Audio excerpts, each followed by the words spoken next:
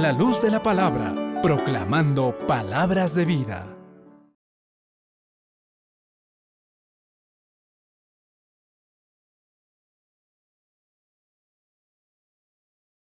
Bien, apreciados hermanos, en esta mañana de este día santo sábado, vamos a meditar en la palabra del Señor, vamos a hacer uso del escrito está.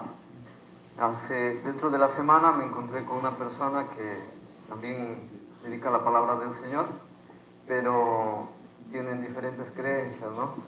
Y cuando le digo, lo que hay que utilizar es lo que Jesús utilizó, el escrito está.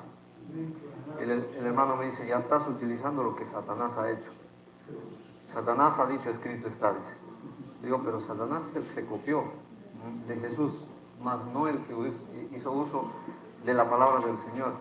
Y Satanás, además de decir, escrito está, no citó toda la escritura, sino que citó parte de la escritura, ¿no? Cortado la escritura. Entonces, lo que vamos a hacer uso ahora de la escritura, del escrito está, como Jesús hizo también, vamos a citarlo en su totalidad, ¿no? Completo. Vamos a utilizar un texto de la palabra del Señor como un texto de introducción a lo que vamos a decir en esta mañana. En el libro de Primera de Juan en el capítulo 4 y los versículos 1 hasta el versículo 2. Vamos a leer Primera de Juan, capítulo 4 y el versículo 1 y 2. Amados, no creáis a todo espíritu, sino probad los espíritus si son de Dios, porque muchos falsos profetas han salido por el mundo.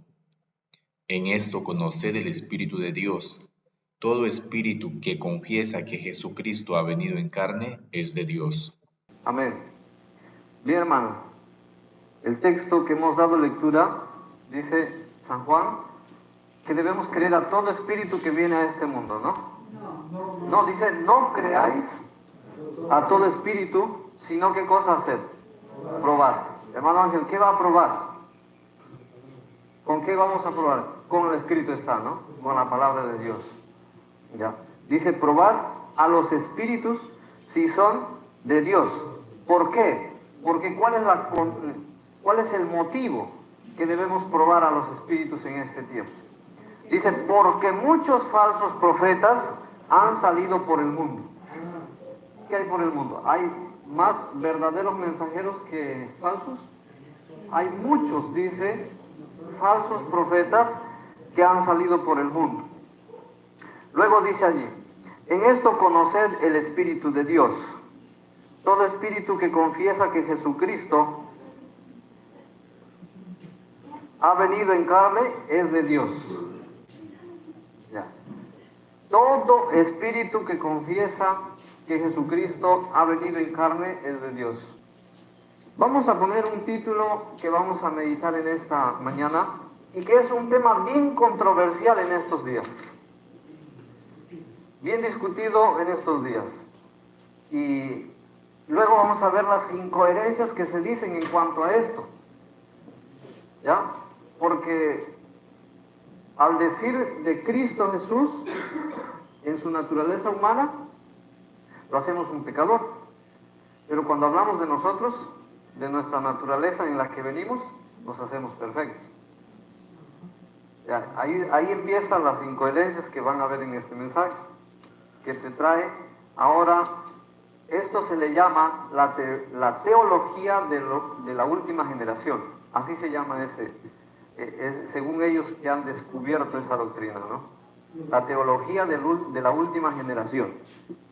Vamos a poner aquí el título. Vamos a tocar en cuanto a la naturaleza humana de Cristo. Y vamos a tocar siempre utilizando y poniendo este calificativo, ¿no? Humana de Cristo.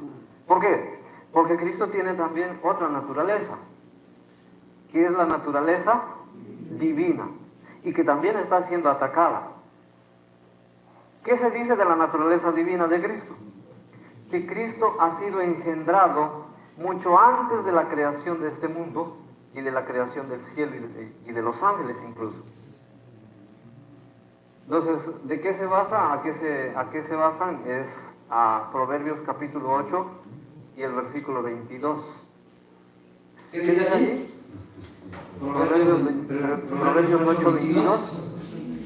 Habla en un sentido femenino, hablando de la sabiduría. Dice que ha sido engendrada, dice, ¿no? Hablando de la sabiduría. Entonces, ¿qué dice? Como ese texto es una profecía que se aplica a Jesús, está diciendo de que Jesús fue engendrado. Y como en el libro de San Juan, Cristo dijo, yo he salido del Padre. Entonces dice, quiere decir que el Hijo es producto del Padre. Falta decir que en el Espíritu hay una misma madre nada más. Es hijo del Padre. Porque dice que es hijo del Padre, y luego dice en el libro de Salmos, en el libro de Hebreos, dice, yo te he engendrado hoy. Entonces quiere decir que Cristo fue engendrado en el cielo, mucho antes de que se hiciese todas las cosas. Bueno, eso es lo que se dice en cuanto a la naturaleza divina de Cristo. Sin embargo, en otras partes de la Escritura, ¿qué cosa dice? Cristo, que no tiene vida prestada, dice, ni derivada, sino una vida propia. Si Cristo no tiene una vida derivada, no tiene una vida prestada, entonces ¿cómo puede ser el Hijo de Dios engendrado en el cielo? Cuando se dice todo eso, se tergiversa todo el plan de redención, hermano Ángel. Porque en cierto lugar también, cuando estuvimos estudiando con un grupo de hermanos que dicen esto, le dijimos, entonces Cristo ya murió en el cielo también. Porque Apocalipsis, ¿qué cosa dice de Jesús? El Cordero que fue inmolado desde antes de la fundación del mundo. ¿E inmolado qué quiere decir? Que fue muerto. ¿Y cuándo fue muerto, dice según Apocalipsis? Antes de la fundación del mundo. O sea que Cristo fue engendrado por el Padre, ahí mismo le dio muerte, y luego vino a ser engendrado en la tierra, y vuelta otra vez murió. ¿No?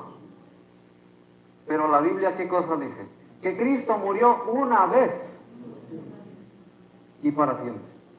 No dice que ha muerto distintas veces, ¿no? En diferentes oportunidades. Bien, vamos a dar lectura a un texto del comentario de la Sagrada Biblia, la página 441. Dice aquí: la humanidad del Hijo de Dios es todo para nosotros. Es la cadena áurea que une nuestra alma a Cristo y mediante Cristo a Dios. Esto ha de ser nuestro estudio. Hermanos, querer descubrir aquí en la tierra todo lo que es o lo que incluye a la naturaleza humana de Cristo es ponerse en un camino peligroso. Porque ¿qué dice aquí? Esto ha de ser nuestro estudio. ¿Vamos a terminar de estudiar en cuanto a la humanidad de Cristo en esta tierra mientras permanezcamos aquí? No. El estudio de la naturaleza de Cristo, el estudio del Evangelio ha de ser hasta en el cielo y por toda la eternidad. Porque hay misterios grandes. Dice en el libro de Timoteo, dice, ¿no? Grande es el misterio de ¿qué? De la piedad. Entonces, ese misterio de la piedad es ¿qué? Es Cristo, es el Evangelio, es la obra de la redención. Ese es el misterio de la piedad. Entonces, Deuteronomio capítulo 29 y el versículo 29, ¿qué cosa dice? Las cosas que han sido reveladas son para nosotros, pero las cosas que han quedado ocultas y que Dios no lo ha revelado, es para Él. Ahora nosotros queremos seguir comiendo del árbol prohibido, ¿no? Del árbol de la ciencia del bien y del mal. Dios ha dicho, esto es para mí, no comerás de él. Dios ha dicho, lo que está revelado es para ti y los secretos para mí. Pero ¿qué cosa queremos hacer? Que Dios nos revele sus secretos, los misterios que se nos ha revelado, y nosotros como inteligentemente somos más que Dios, queremos decir ya, esto es lo que quiere decir Dios en este aspecto. ¿No es cierto? Bien, dice más adelante, Cristo era un hombre real, dio pruebas de su humildad al convertirse en hombre. Sin embargo, era Dios en la carne. Entonces, no se despojó de una naturaleza para tomar otra, ¿no? Sino que Dios se vistió ¿de qué? De humanidad. No fue al contrario también. No fue que Cristo utilizó la divinidad por fuera, ¿no? Sino que Cristo se vistió de humanidad. Porque también hay esa creencia.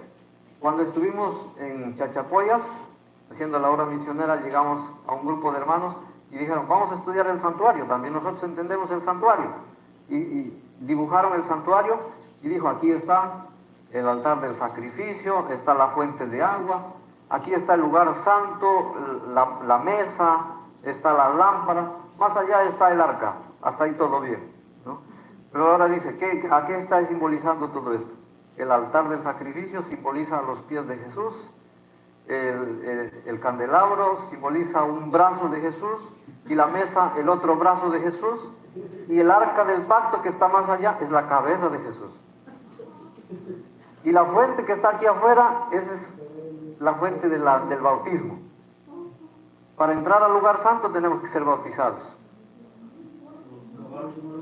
Entonces, totalmente fuera de lugar, ¿no? Eso no está, así no está explicado de que eso fuera el significado de cada uno de los muebles o del santuario en su totalidad. Dice más aquí, cuando tratemos este tema, haríamos bien en prestar atención a las palabras pronunciadas por Cristo a Moisés en la zarza ardiente. ¿Qué le dijo Jesús a Moisés en la zarza ardiente? En el libro de Éxodo capítulo 3 y el versículo 5. ¿Qué cosa le dijo Jesús? Quita tu calzado de tus pies, porque el lugar en que tú estás, tierra santa, es. Al tocar este asunto de la naturaleza humana de Cristo, ¿qué debemos hacer? Quitar nuestro calzado de los pies. O sea, dejar nuestro pensamiento humano de lado para poder analizar lo que es este asunto de la naturaleza de Cristo. Ya. Dice ahora, deberíamos emprender este estudio con la humildad de un aprendiz,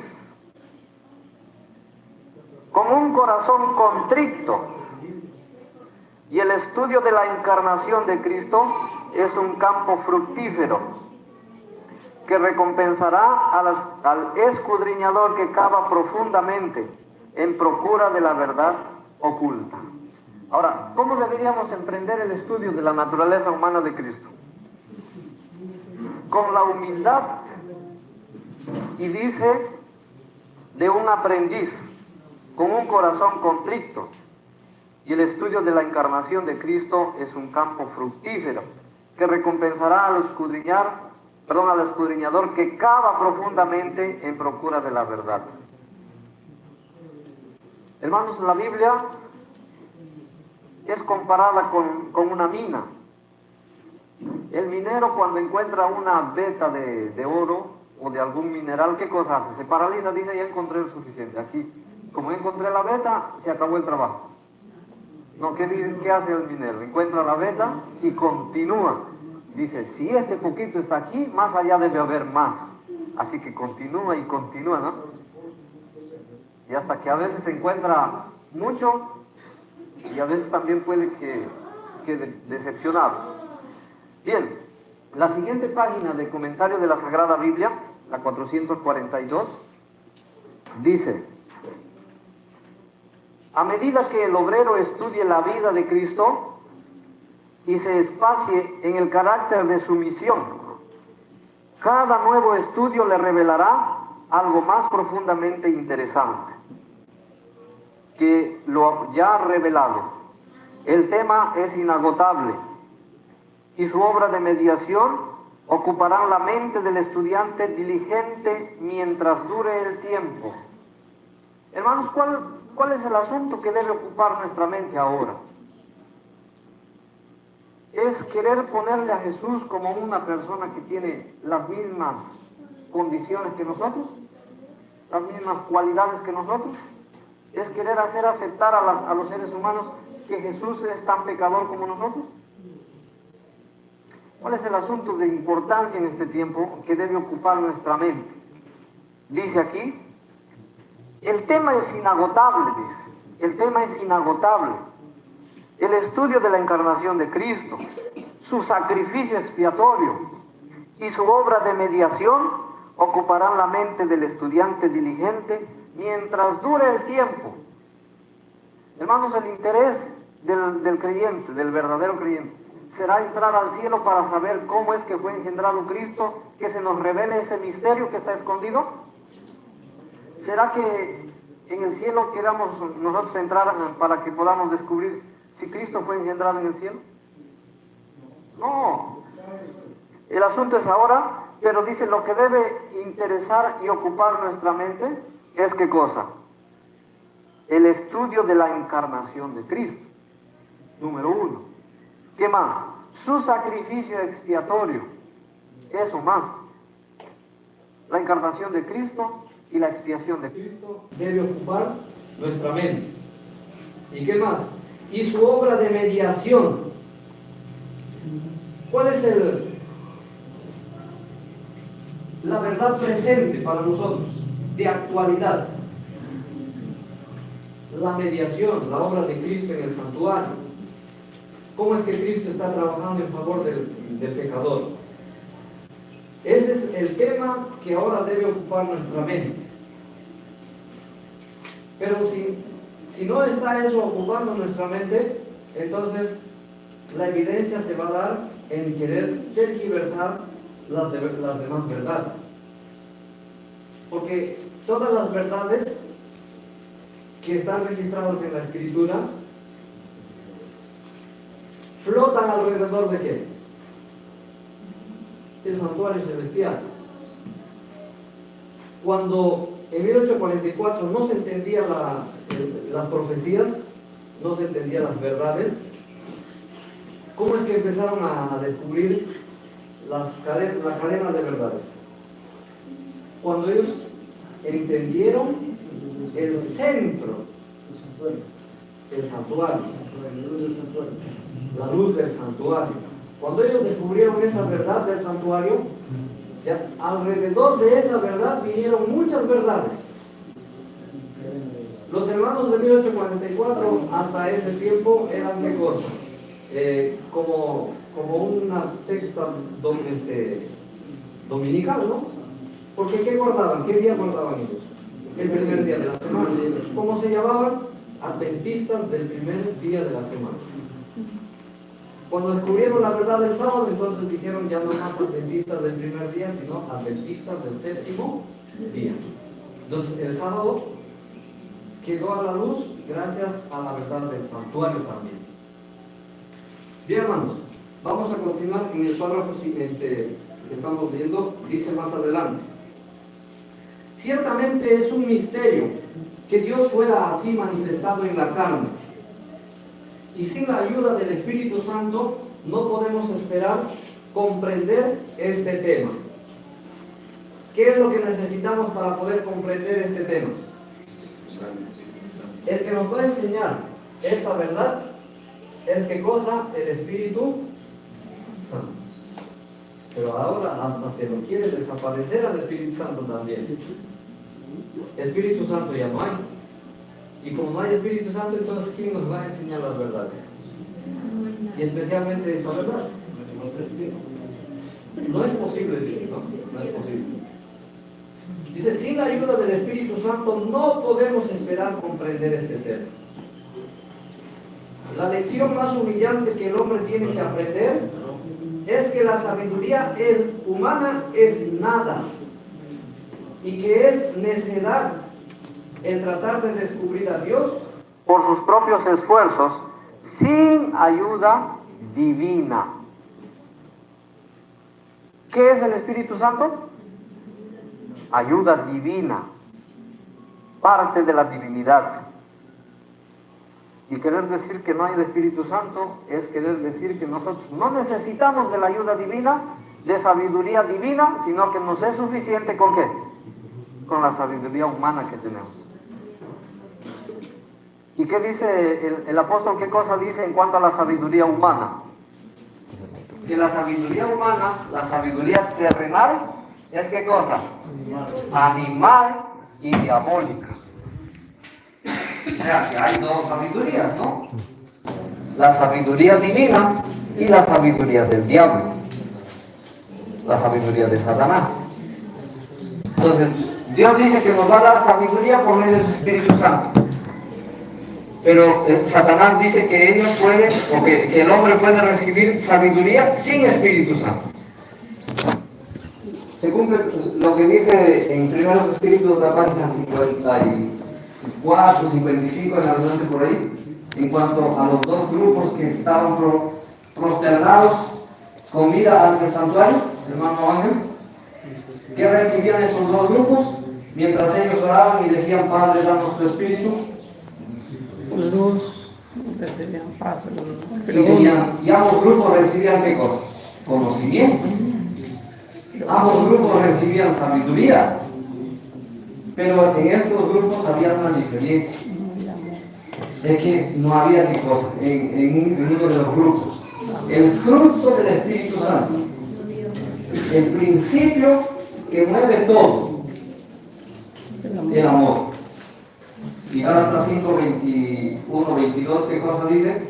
Que el Espíritu Santo es el que da amor, gozo, paz, paciencia. Dice más adelante, este es un gran misterio, un misterio que no será entendido plena y completamente en toda su grandeza hasta que ocurra la traslación de los redimidos. Entonces se comprenderá el poder, la grandeza y la eficacia de la dádiva de Dios al hombre. No podemos explicar el gran misterio del plan de redención. Jesús asumió la humanidad para poder alcanzar a la humanidad. Pero no podemos explicar de cómo la divinidad se revistió de humanidad. Si para nosotros es un misterio, hermanos, solamente explicar cómo es que Jesús, siendo divino, se revistió de humanidad, ¿cómo nosotros podremos explicar de que Jesús tomó una naturaleza pecaminosa? Que en Jesús estaba implantado los mismos implantes que tenemos nosotros de pecado. Ese es un misterio. ¿Cómo es que Jesús, siendo Dios, se hizo hombre? ¿Podemos explicar eso? Es un misterio. ¿Cómo nosotros queremos atrevernos a explicar de que Jesús fue engendrado mucho más antes de que existiesen todas las cosas? Si nosotros queremos descubrir en la Biblia que Jesús, o explicar que Jesús fue engendrado en el cielo mucho antes de todas las cosas, entonces seguramente podemos explicar cuánto tiempo Adán estuvo en estado perfecto en el Edén, ¿no? Hermano Ángel, ¿hay alguna evidencia escriturística del tiempo en que Adán estuvo en el Edén viviendo perfectamente? No hay. Y si no hay eso, ¿cómo puede haber de que Jesús fue engendrado en el cielo? No hay. ¿No? Eso es solamente conjetura humana. ¿No? Conjetura humana. Dice, voy a dar lectura a dos citas de las cuales puede causar alguna controversia en el mundo adventista más que todo. Y las citas son una de la Rev. Herald, y vamos a citar una también de un libro que se llama, vamos a poner aquí, la Rev. Herald. Esta es del 15 de diciembre de 1896. es en el tomo 7, también está dividido por tomos, ¿ya? Tomo 7. Dice, en él no había astucia o maldad. Está hablando de Jesús. ¿Qué cosa dice? ¿En él qué cosa había? Ah, no había, dice, ¿no? No había qué cosa. Astucia o maldad. Fue siempre puro e inmaculado, aunque tomó sobre sí nuestra naturaleza pecaminosa. Ahora, hermanos, el mismo párrafo como que se contradice, ¿no? ¿Qué cosa dice, hermano Wilmer? ¿En Jesús que no había? Astucia ni maldad. En él no había eso. Pero luego, ¿qué cosa dice? Fue siempre puro e inmaculado, aunque tomó sobre sí nuestra naturaleza pecaminosa. Hermanos, de algunos de nosotros, cuando hemos nacido, o de algunos de los seres humanos que, vamos a decir, fueron uno de los portavoces que fue utilizado por el Espíritu Santo para escribir la Biblia, por decir. De algunos de los que están dentro de la Biblia, de los personajes que están dentro de la Biblia, se dice que fue inmaculado. Enoc fue llevado al cielo vivo, ¿no? Elías fue llevado al cielo vivo. De ellos se dijo que eran inmaculados. De Abraham dice este libro de Romanos, habla muy bien de Abraham, ¿no? Pero dice que Abraham fue inmaculado. Solamente, únicamente de Jesús. Dice la Escritura que es inmaculado. Solamente de Jesús.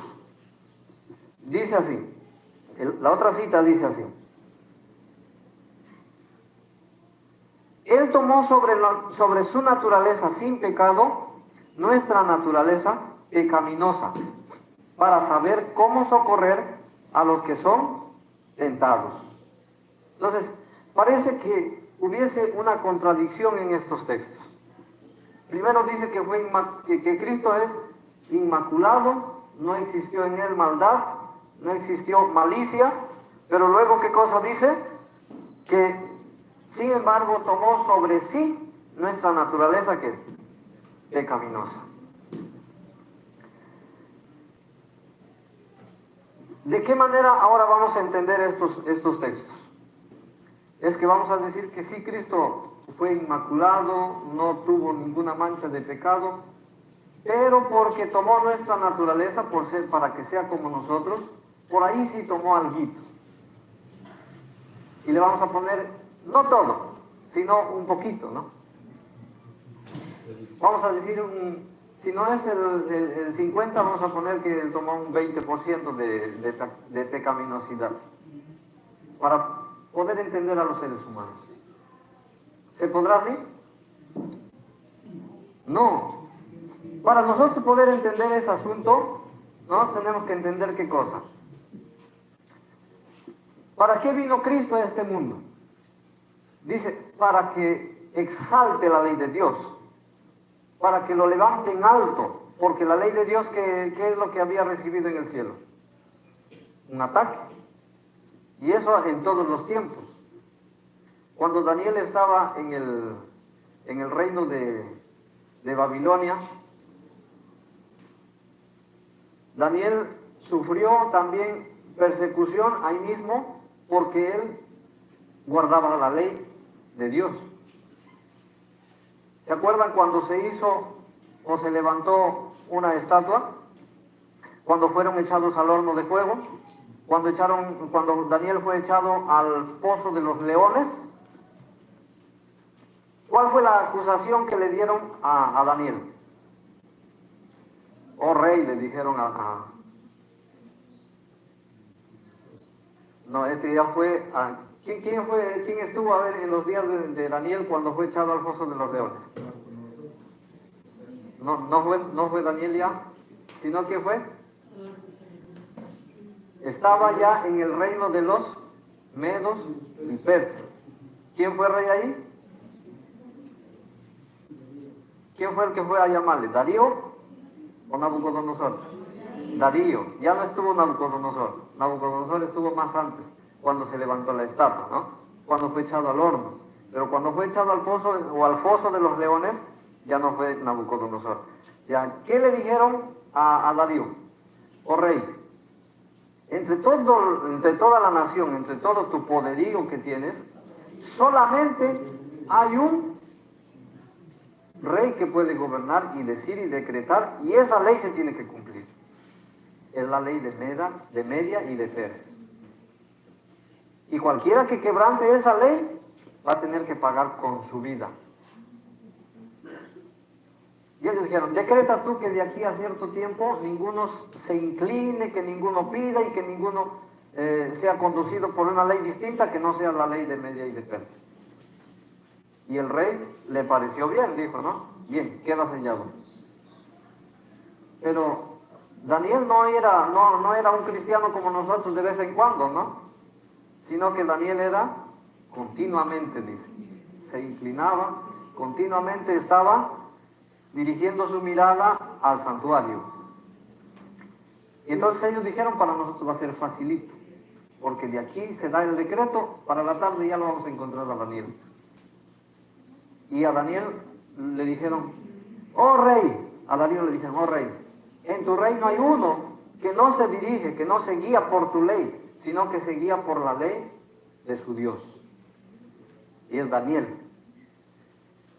Entonces, eso ha venido ¿desde dónde? Desde el cielo. Satanás ha querido echar por tierra la ley de Dios. Y al decir nosotros que Cristo tuvo una naturaleza pecaminosa, es igual. Querer dar por terminado a la ley de Dios. Querer traer a Cristo nuevamente a tierra, al santuario, echar por tierra. Eso es. Porque ¿cómo un ser pecador puede ser nuestro intercesor? ¿Cómo un ser que tiene o que está cargado de pecado puede ser el mediador? Puede ser el sustituto. Ahora, si Cristo tuvo esos defectos, entonces no importa qué cordero traían al santuario. Un cordero cojo, un cordero ciego. ¿Ah? Un cordero que estaba con la peste, ¿no? Pero ¿cómo tenía que ser el cordero? Perfecto, sin mancha, sin contaminación. Por eso habíamos leído que se debe ahora estudiar detenidamente la encarnación de Cristo, su expiación y su mediación. Porque si nosotros damos esas cualidades para Jesús, entonces todo el plan de la redención está desfigurado. Está desfigurado. En el libro de Isaías capítulo 6, el versículo 8 dice, he aquí, envíame a mí. Y si todos los textos lo utilizamos, que son cumplidos de inmediato, así como Proverbios 8:22, que dice que fue engendrado la sabiduría, entonces en Isaías 6:8 quiere decir que Jesús en ese mismo momento vino a la tierra, ¿no? No, sino que dice más adelante, Gálatas 4:4, ¿qué cosa dice? Venido el cumplimiento del tiempo, está hablando de ese tiempo. Cuando dice que Jesús fue engendrado y que se le llama Hijo de Dios, aún en el cielo, no es porque Dios lo engendró allí, sino que está hablando de ¿qué? Del plan que se estaba elaborando en el cielo. El plan que estaban desarrollando desde el cielo, estaban trazándolo en el cielo. Dijo, el Padre pregunta, dice, ¿y ahora quién irá por nosotros? ¿A quién enviaré? En ese concilio Jesús dijo, he aquí, envíame a mí. Esas palabras, hermano, incluso esas palabras cuando nosotros decimos, no, ese Cristo fue engendrado allí, en el cielo, antes de que todo existiese. Esas palabras aún incluso no tienen para nosotros validez cuando Cristo dice, he aquí, envíame a mí. Bien, hermanos, vamos a continuar. ¿Qué es lo que tenemos que entender entonces para poder nosotros también analizar la naturaleza de Cristo? Lo que vamos a tener que entender es qué cosa? Los requerimientos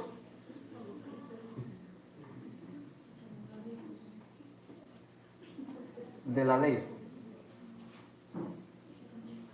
Los altos requerimientos de la ley de Dios. A un hermano le dijimos, hermano, vamos a analizar los requerimientos de la ley de Dios. Y dice, pero yo no soy teólogo. Ustedes seguramente han estudiado en la universidad en Lima o no sé dónde, en qué universidad, y quieren a enseñarnos ahora los requerimientos de la ley de Dios, cosa que nosotros ni sabemos, dice. Pero los requerimientos de la ley de Dios, para poder entender, para poder conocerlo, no se necesita de estudio humano, sino que los requerimientos de la ley de Dios están dados en la palabra del Señor. En el libro de Deseados de todas las gentes, esta es una cita conocida, que siempre se utiliza, ¿no? En cuanto a los requerimientos de la ley, todos los que exponen en cuanto a esto lo citan. ¿Qué página es, hermano Aarón? ¿Recuerda? Allá. El apoyo para nuestro hermano Aarón. 710, el párrafo tercero. ¿Qué cosa dice allí? ¿Cuáles son los requerimientos de la ley de Dios? Enumera. Allí enumera los requerimientos de la ley de Dios. A ver, díctenme, hermanos, los requerimientos de la ley de Dios.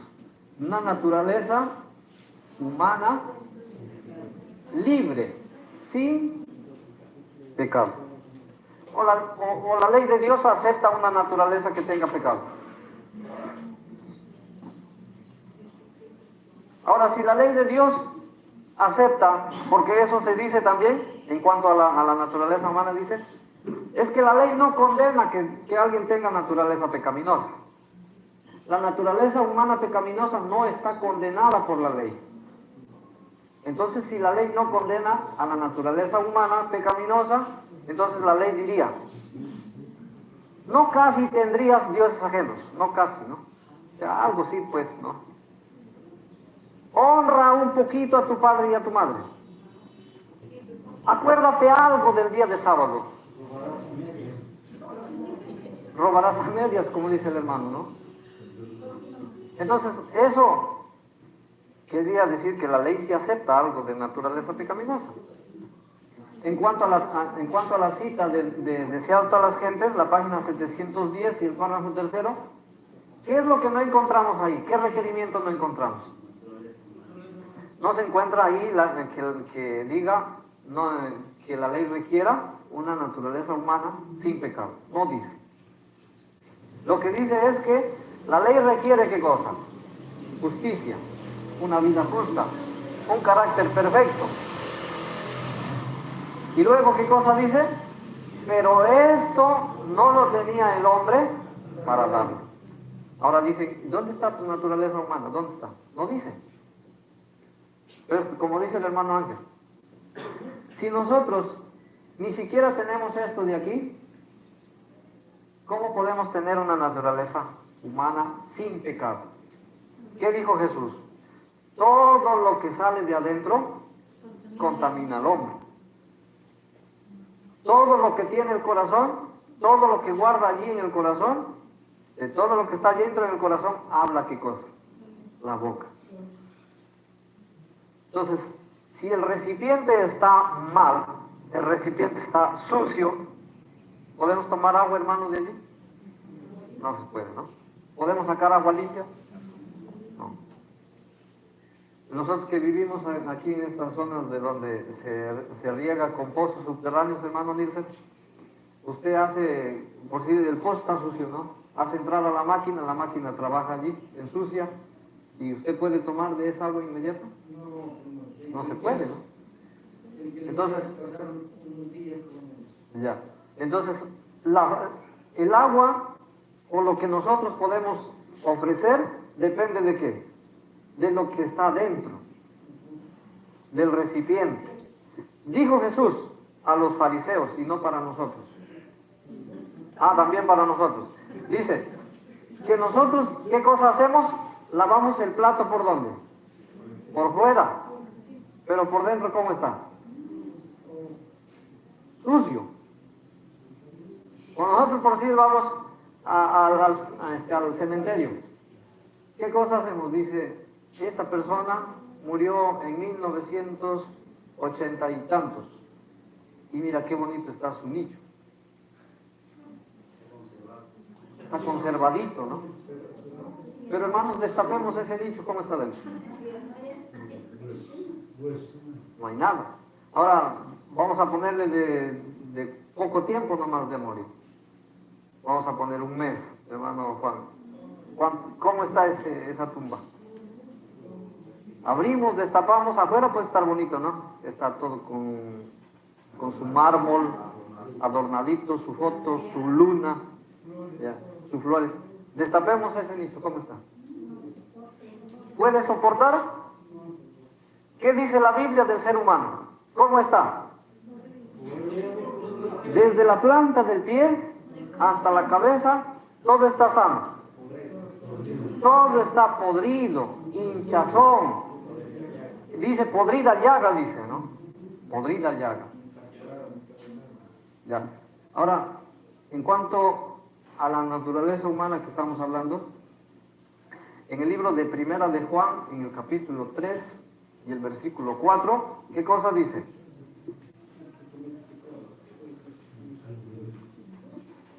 Ese es otro texto en controversia. ¿Qué dice, hermana Jovita? Primera de Juan 3:4. 3:4 dice, todo aquel que comete pecado infringe también la ley, pues el pecado es infracción de la ley. Amén. ¿Qué cosa dice Primera de Juan 3:4? Todo aquel que comete pecado infringe también la ley. Pues el pecado, ¿qué cosa es? Infracción de la ley. Ahora dicen así, hermano Nilsen. Ahora dicen así, hermano, un bebé que acaba de nacer, ¿cometió pecado?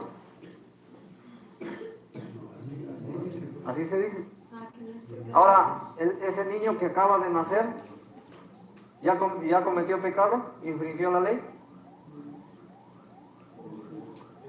Hermanos, el texto de Primera de Juan 3:4 no dice así como lo queremos hacer que diga, ¿no? Por decir, ellos quieren decir, todo niño que hace un acto de pecado es transgresor de la ley. El texto no dice que todo aquel que cometa acto de pecado. Ahí dice, todo aquel que infringe la ley de Dios. ¿Da la manera de cómo uno infringe la ley de Dios? ¿Dice que solamente por acto? ¿No? Sino que los que quieren tergiversar el texto, ¿qué cosa dicen? Quieren dar a entender de que todo el que hace un acto de pecado es infracción. Y como un niño no hace infracción de pecado, entonces, ¿qué cosa dice?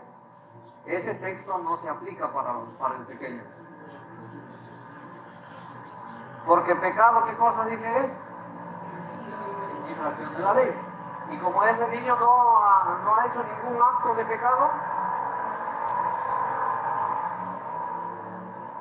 entonces, según ellos, ese niño no es pecador, porque no cometió un acto de pecado. Hermanos, la ley de Dios condena solamente los actos. Para todos esos que dijo o que decían así, Jesús, ¿qué cosa dijo en el libro de Mateo capítulo 5? Vamos a dar lectura.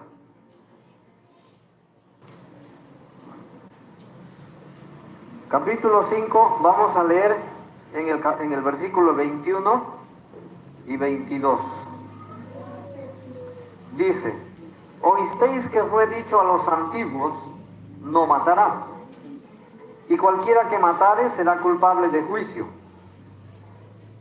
Pero yo os digo, cualquiera que se enoje contra su hermano será culpable de juicio. Y cualquiera que diga necio a su hermano será culpable ante el concilio. Y cualquiera que le diga fatuo quedará expuesto en el infierno de fuego. Hace falta, hermanos, de que yo levante la mano contra mi prójimo, contra mi hermano, y le dé golpe y lo mate. para que yo sea contado como matón. No. Delante de Dios solamente ¿qué hace falta?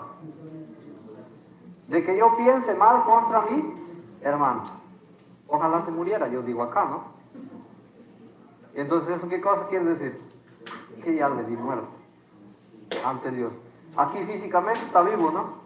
Pero delante de Dios es anotado el que dice allí, homicida.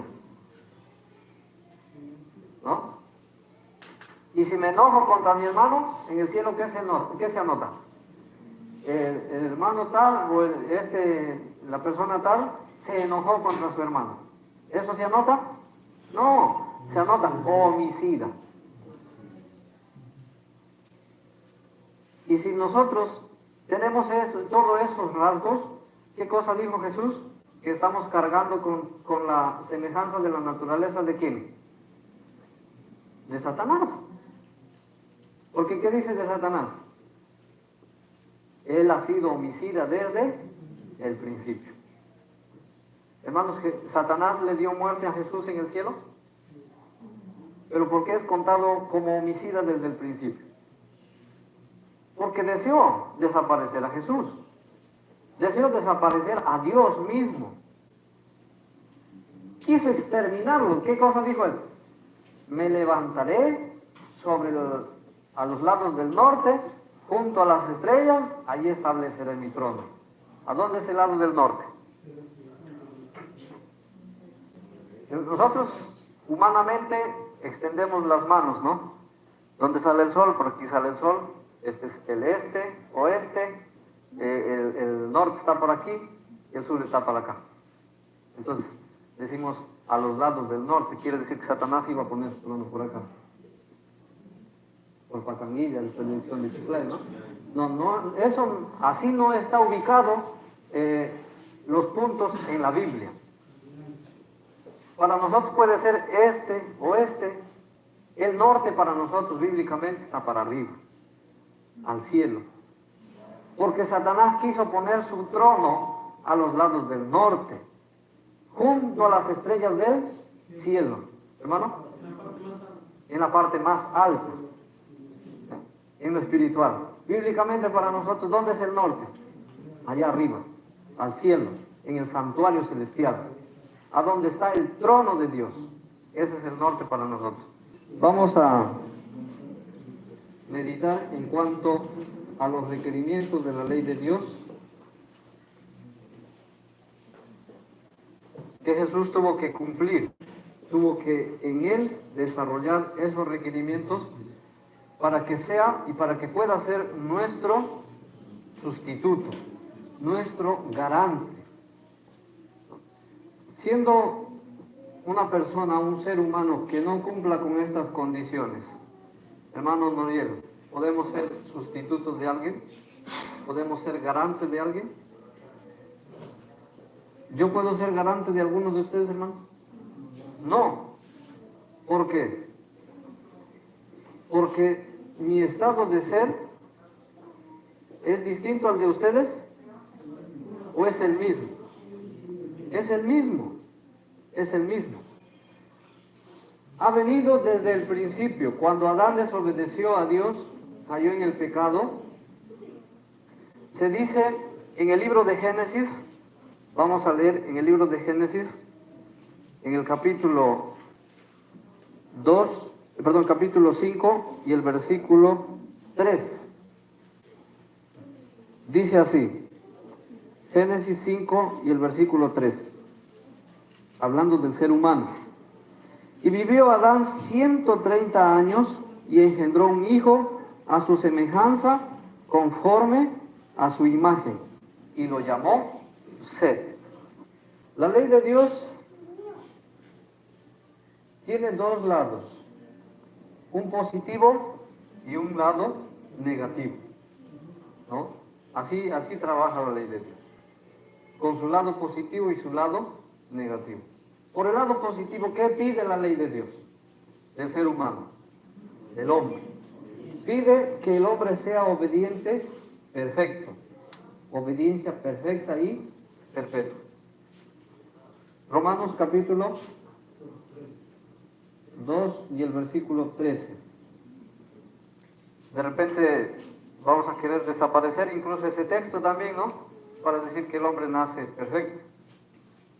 Ahora, si el hombre no tiene la obediencia perfecta y perpetua, la ley de Dios por el otro lado, ¿qué pide del ser humano? ¿O qué le dice? ¿Qué le demanda? Una condenación. ¿Y qué cosa dice en el libro de Romanos? ¿Cuánto es? 6, 22, 23. 23. ¿Qué cosa dice? Que la paga del pecado es muerte. Y esta condenación, hermanos, ¿desde dónde pesa sobre el ser humano? ¿Desde que empieza a hacer actos malos? Desde su engendramiento, desde que el hombre ha sido engendrado.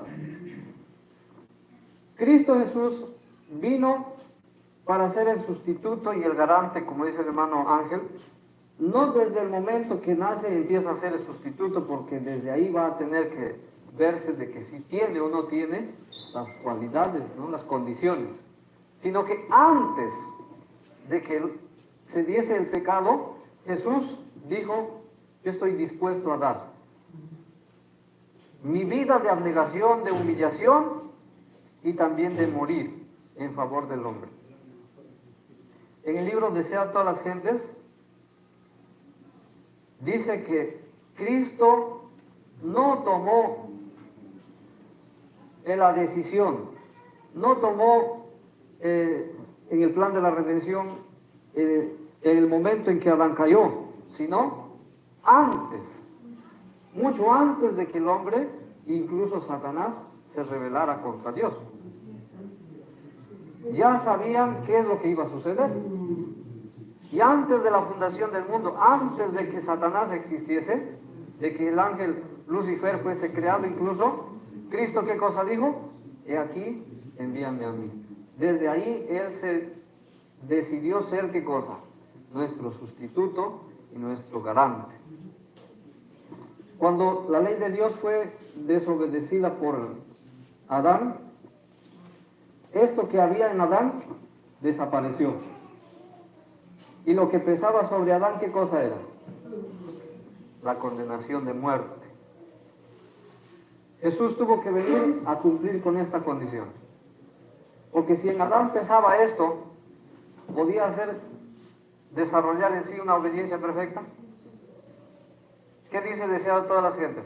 Dice, los requerimientos de la ley de Dios son, o la ley requiere, ¿qué cosa? Justicia, vida justa, un carácter perfecto. Y luego dice, pero esto no lo tenía el hombre para darlo. ¿Por qué? Porque el hombre está ¿en qué? En un estado de condenación. Dice, hay un muro de separación entre Dios y el hombre. Hay una cita que me gustó mucho, encontré repasando justo, dice así, en el libro que se llama, es un matinal que se llama Dios nos cuida, en la página 317, dice, y la aserción de estar sin pecado constituye de por sí una prueba de que el que tal asevera dista mucho de ser santo. Entonces, si decimos que somos santos, que los pequeños, los niños, nacen sin pecado y que nosotros después de ya andar en camino de la santificación dejamos de ser pecadores y decimos que ya somos santos, ¿qué cosa dice? Dice, la aserción de estar sin pecado constituye de por sí una prueba de que el que tal asevera dista mucho de ser santo. O sea, yo puedo decir que soy santo y mientras más digo que soy santo, más distante, más lejos estoy de esa santidad. Hermano Ángel, ¿qué es lo que nos hace a nosotros sentir que somos pecadores? ¿Qué es lo que nos va a hacer ver nuestra condición en la que nos encontramos? Es mirar a quién, a Cristo. Dice la Biblia, mientras más contemplemos la perfección de Cristo, más imperfectos nos vamos a considerar, nos vamos a sentir. Eso dice Camino a Cristo, ¿no, hermano Nícer? Entonces, mientras más contemplemos a Jesús, la perfección de Jesús, más imperfectos nos vamos a ver nosotros. Ahora dice aquí, es porque no tienen un verdadero concepto de lo que es la pureza y santidad infinita de Dios. ¿Qué es lo que hay? ¿Qué es lo que no hay entonces en la persona que dice que no es pecador? No comprende, no entiende el verdadero concepto de la pureza y la santidad de Dios.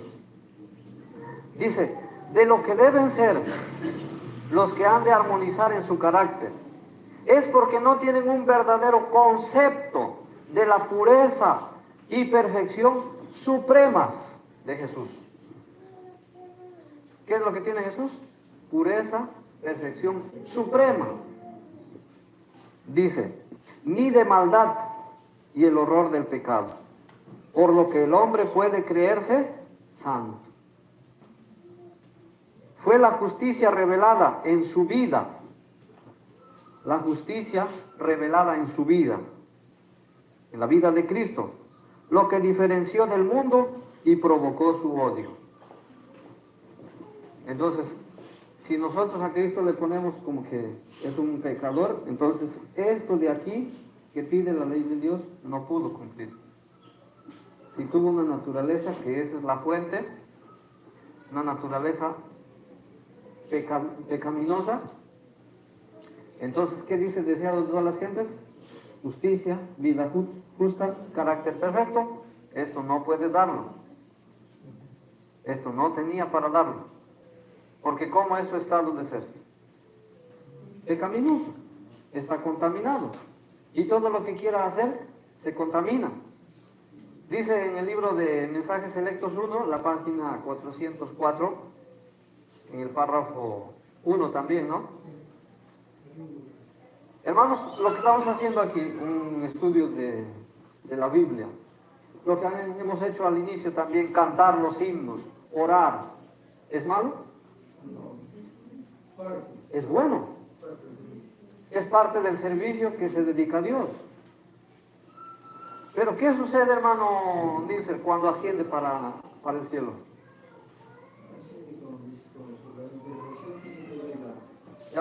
Si queremos que así, como nosotros nos creemos perfectos, como somos santos, entonces no necesitamos de qué, arriba, de la intercesión de Jesús. Entonces ya canté, ya oré, ya estudiamos la palabra, entonces como todo eso es bueno, que lo acepte Dios. Ya hice lo que pude. ¿Así será aceptado? ¿No? ¿Qué tiene que suceder? Dice, todo eso que es bueno, el estudio de la palabra, la oración, el canto, todo eso es bueno, al pasar por nuestros canales corruptos, se contamina. Ahora dice, a menos que sea perfumado y purificado en los méritos de Cristo, no puede ser de agrado delante de Dios.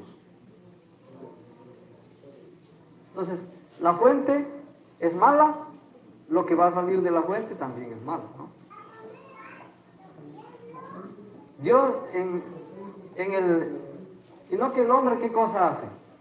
Y pone diferentes cosas como excusa para que nosotros podamos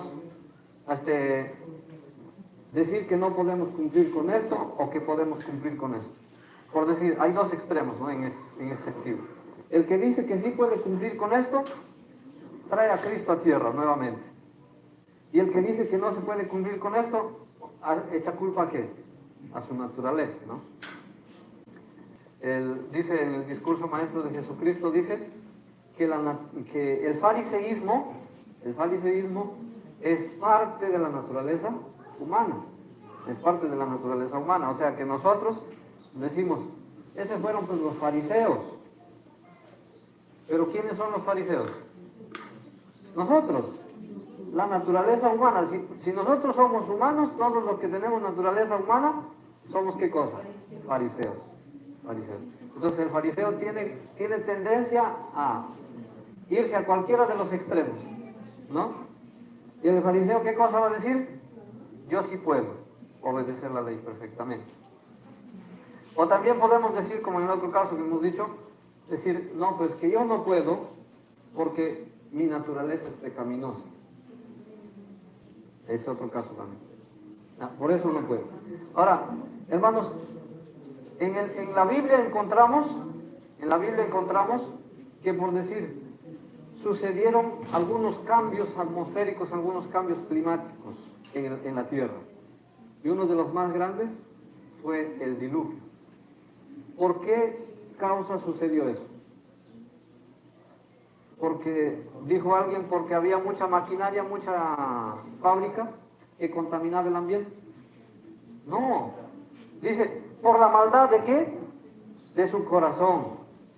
Y vio Dios que la maldad era mucha en la tierra. Entonces, ¿cómo es el hombre? Malo por naturaleza. Ahora hemos leído Génesis capítulo 5 y el versículo 3. ¿Qué cosa dice? Que Adán, siendo de 130 años, engendró un hijo y llamó su nombre Set. ¿Y cómo era ese hijo, Set? A imagen y semejanza de su padre Adán. Imagínense, está hablando de Set. Y Set en la Biblia es el padre de los descendientes que son considerados como hijos de Dios. Y Caín es el padre de la genealogía que es considerada como hijos de ¿qué? De los hombres. No está hablando de Caín, está hablando de Set.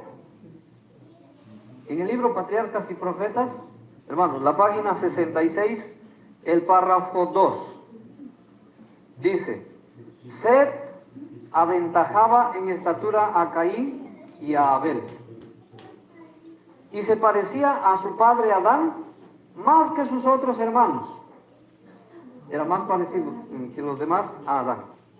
Ahora dice, tenía un carácter digno y seguía las huellas de Abel. Ahora dice, seguía las huellas de Abel, no de Caín, ¿no? De Abel. Dice, sin embargo, ahora cuando dice sin embargo, hay algo que no nos va a gustar, ¿no? Hay algo que lo descalifica hasta cierta medida, ¿no?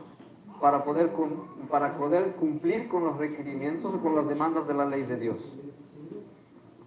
O sea, puedes decir como para Abraham que dice el libro de Romanos, si Abraham tuvo de qué gloriarse, bien, pero no para con Dios, sino para con los hombres. Ahora dice, de Set dice, primero da sus buenas cualidades. Dice, Set era de una estatura más elevada que Caín, que Abel. ¿Qué más dice? Se parecía más a su padre Adán que sus otros hermanos. Tenía un carácter digno y seguía las huellas de Abel. Ahora dice, sin embargo, pero, dice, no habría heredado más bondad natural que Caín. Naturalmente, ¿cómo era Set? ¿Mejor que Caín? ¿Había heredado algo mejor que Caín? Dice, en naturaleza, naturalmente, era como Caín. ¿Cómo era Caín? Nosotros hablando de Caín decimos, es terrible, ¿no? Mejor yo quiero ser de la descendencia de Set. Pero ¿cómo es Set? Lo mismo. La misma heredad que recibió Caín de su padre, naturalmente hablando, Set también lo tenía. Dice aquí, sin embargo, no habría heredado más bondad natural que Caín. Acerca de la creación de Adán se dice, a la semejanza de Dios lo hizo. Pero el hombre, después de la caída, engendró un hijo a su semejanza, conforme a su imagen, en tanto que Adán había sido creado sin pecado, a la semejanza de Dios. Set, así como Caín, heredó la naturaleza caída de sus padres. Se perdió la semejanza. O sea, ya no era semejanza de Dios, ¿ya no? Y eso encontramos también en la genealogía que se encuentra de Jesús en el libro de Lucas. En el libro de Lucas es una genealogía en forma retrospectiva, ¿no? Y llega hasta Adán. Y Adán dice, Adán, hijo de Dios. Pero de los hijos que le vinieron a Adán, ¿qué cosa dice? Hijo de Enoc, hijo de Adán, no. Ya no dice hijos de Dios, sino que viene diciendo que son hijos semejanza a sus padres. ¿Qué había heredado entonces Seth y Caín? Heredó la naturaleza caída de sus padres. Pero recibió también el conocimiento del Redentor e instrucción acerca de la justicia, mediante la gracia divina, sirvió y honró a Dios. Y trabajó como Abel lo hubiera hecho de haber vivido, para cambiar las mentes pecaminosas de los hombres y encauzarlas a reverenciar y obedecer a su Creador. ¿Cómo es entonces, hermanos, la heredad que nosotros recibimos de nuestros padres? Distinta a la que Adán heredó a Seth. ¿Qué dice Romanos capítulo 5 y el versículo 14? Dice así: no obstante reinó la muerte desde Adán hasta Moisés, aún en los que no pecaron a la manera de la transgresión de Adán, el cual es figura del que había de venir. Entonces, nosotros no hemos acompañado a Adán en el acto de pecado que ha hecho, pero sin embargo, ¿qué cosa nosotros tenemos? La heredad que nos ha dado, su naturaleza pecaminosa. Entonces, ¿podemos cumplir con estas condiciones de la ley de Dios, con los requerimientos? No podemos. Y por eso se necesitaba ¿de quién? De alguien que sí podía. De uno que no viniese con la heredad de la naturaleza de Adán. ¿Y de ese qué se dice? Lucas capítulo 1 y el versículo 35. Vamos a encontrar en alguna otra parte de la Biblia un texto que se aplique a uno de los descendientes de Adán, como lo se aplica para Jesús este texto, hermano Nilsson. Entonces, ¿qué cosa dice allí? Respondiendo el ángel le dijo: el Espíritu Santo vendrá sobre ti y el poder del Altísimo te cubrirá con su sombra. Por lo cual también, ¿qué cosa dice? El santo ser que nacerá será llamado Hijo de Dios. En el aporte que nuestro hermano Ángel dio, en cuanto a la naturaleza humana, en cuanto al ser, ¿qué cosa dice en el libro de Pedro? ¿Qué cosa dice? 1:16 y 17. Está pidiendo ¿qué cosa? Que el ser humano sea ¿qué cosa? Santo, como Dios es santo. Ahora, ¿cómo se está dando esa condición, hermano Nilsson? Es que facilito, ¿no? No podemos llegar a ser como Dios. Entonces, se está diciendo de que no necesitamos de Jesús. No necesitamos de Jesús, y que podemos llegar a ser santos, y que podemos llegar a ser incluso como Dios. Esa creencia, ¿desde dónde vino y quién lo dio? Satanás. ¿Qué le dijo Satanás a la mujer? Dijo: Dios les ha dicho que no coman de este árbol, es porque Dios tiene algo escondido. Y Dios en el principio ha comido de este árbol, y por eso Él ha llegado a tener esa sabiduría, ese conocimiento. Y mira, yo he probado, he hecho la prueba un poquito, dijo, ¿no? Yo antes no hablé, ahora hablo.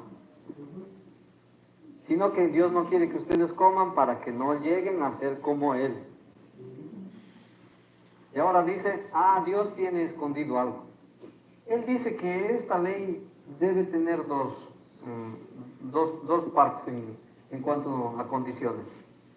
Que obedezcas perfectamente si quieres la vida, Y si no tienes la obediencia perfecta, entonces te ofrece la muerte. No, dice, no, Satanás dice, no es así.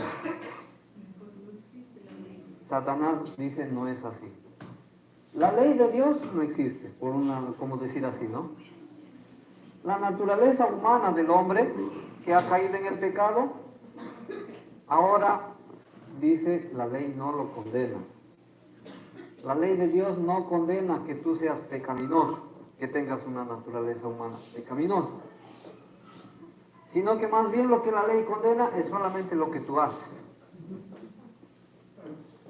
Puedes pensar lo que quieras, ¿no?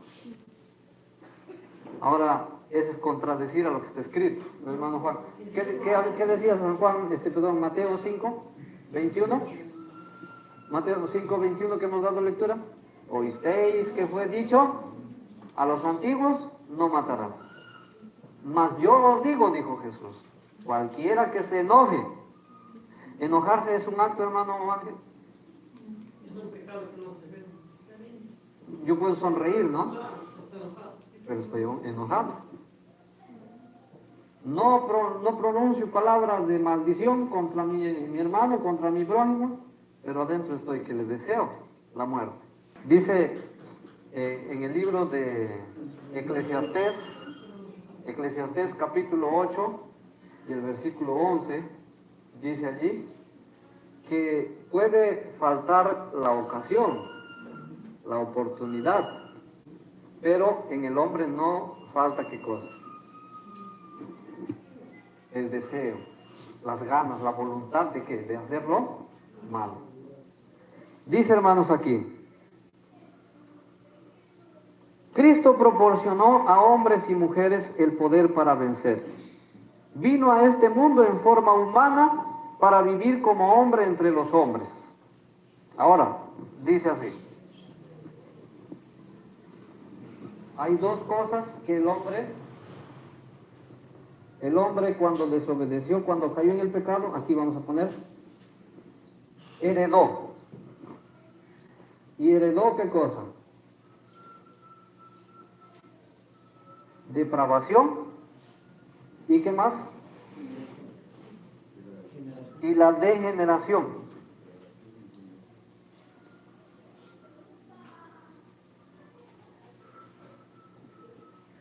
Dos cosas.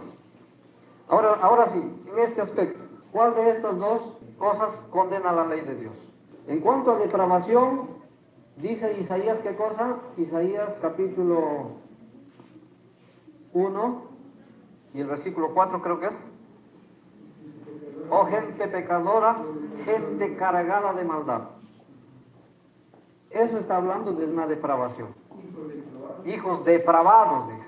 Entonces, esa depravación es lo que Dios está condenando allí. Gente cargada de maldad. ¿Cristo vino con esto?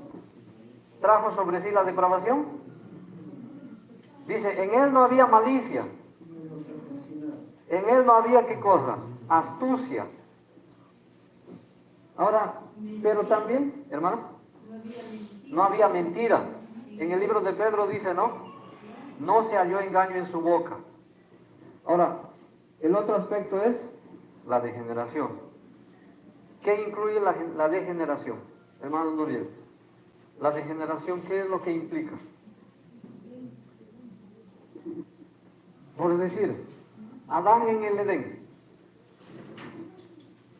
¿de cuánto de estatura era, hermano Nuriel? ¿Aproximado? Dice, menor que el hijo o sea, Cristo, pero en estatura a los hombres del tiempo en que Jesús vino a ser engendrado, era, dice, el doble. Ahora, hermanos, en los días de Jesús, en el año 31, hacia atrás, ¿será que medían 1,80 m? ¿1,70 m? Más o menos, en esa estatura. Sí. Ahora, si es el doble, casi 4 metros de estatura. La degeneración es eso. Adán, tremendo hombre, a lo que somos ahora, ¿no? Casi una estatura de 4 metros. Ahora, ¿cuánto medimos nosotros? metro y medio, algunos alcanzamos, ¿no? Promedio será un metro 50, Eso, ¿no? Metro 50, ese es el promedio. Ahora, eso es lo que implica la degeneración. El estado físico. Ahora, si esto condena la ley, Cristo tenía que haber venido como Adán, sin degeneración. Y ahora Isaías capítulo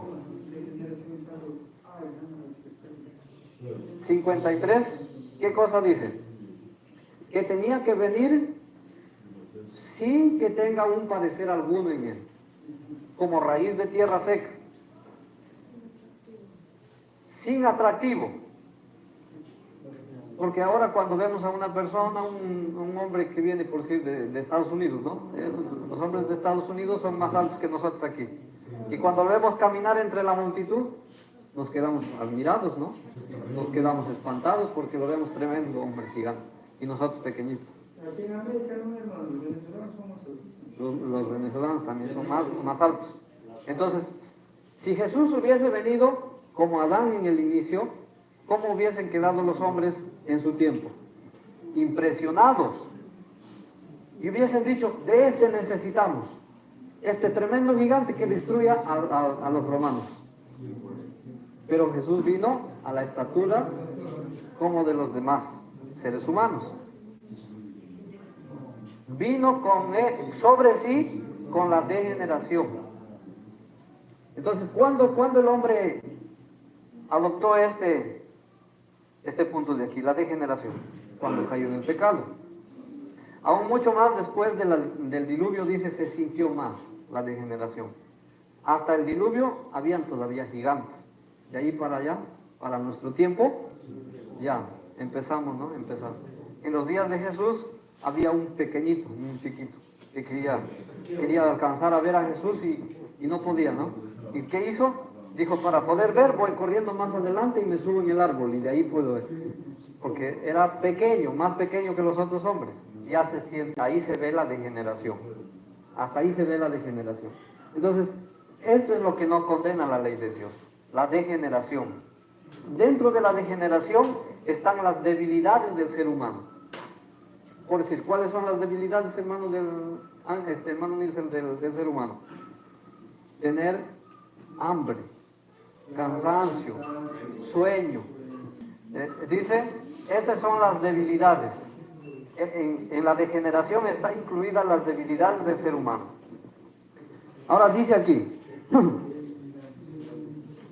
dice, vino a este mundo en forma humana para vivir como hombre entre los hombres. Tomó las debilidades de la naturaleza humana para ser probado y tentado. ¿Qué tomó Cristo sobre sí? Cristo no tomó la depravación, tomó la degeneración y dice aquí, tomó las debilidades. Seguramente Jesús cuando niño también se cayó, lloró, ¿no? El llorar es una debilidad natural del ser humano. Dice, en su humanidad era participante de la naturaleza divina. Por su encarnación ganó en un nuevo sentido el título de Hijo de Dios. El ángel dijo a María, el poder del Altísimo te cubrirá con su sombra, por lo cual también el santo ser que nacerá será llamado Hijo de Dios. Si bien era hijo de un ser humano, en un nuevo sentido se convirtió en el Hijo de Dios. Así estuvo en nuestro mundo, Hijo de Dios, y sin embargo aliado por su nacimiento con la raza humana. Cristo estuvo unido con el Padre desde toda la eternidad, y cuando tomó sobre sí la naturaleza humana, todavía era uno con Dios. Este es el vínculo que une a Dios con la humanidad. Hermanos, entonces, eso es lo que a veces se hace una mezcla, y no se hace la distinción entre la depravación y la degeneración. Entonces, ¿qué es lo que dice el ser humano? Jesús tomó la naturaleza pecaminosa sobre sí. Y entonces lo ponemos a Jesús como un ser pecador. Se le pone la depravación y se le pone la degeneración en el mismo saquito, ¿no? Pero hay una distinción entre esas dos cosas. Cristo no tomó sobre sí la depravación, pero sí la degeneración. Y a esto la ley de Dios no condena. La degeneración no está condenada por la ley de Dios. ¿O sí será condenado tener sueño? Hermano Nils, hermano Ángel. ¿La ley de Dios condena el tener sueño? ¿El tener hambre? No condena. Es parte de la debilidad del ser humano. Pero sí condena ¿qué cosa? El pensar dar muerte a mi hermano. El pensar robar. Empieza aquí, ¿no? Empieza en la mente.